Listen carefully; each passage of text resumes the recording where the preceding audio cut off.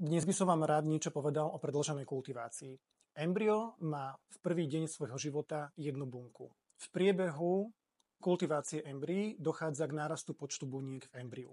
Ak realizujeme transfer, teda vklad embrya do maternice, prípadne zmrazenie a úschovu embrya do budúcna, do 3. dňa embryo má optimálne 8 až 12 buniek. Ak embryo, alebo teda skupinu embryí sledujeme dlhšie, po dobu 5 až 6 dní, hovoríme o tzv. Predĺženej kultivácii embryí. Táto predĺžená kultivácia embryí slúži na selekciu, teda na výber embryí, ktoré sú v poriadku a teda vhodné či už na transfer, respektíve na mrazenie a úschovu do budúcna, alebo nie.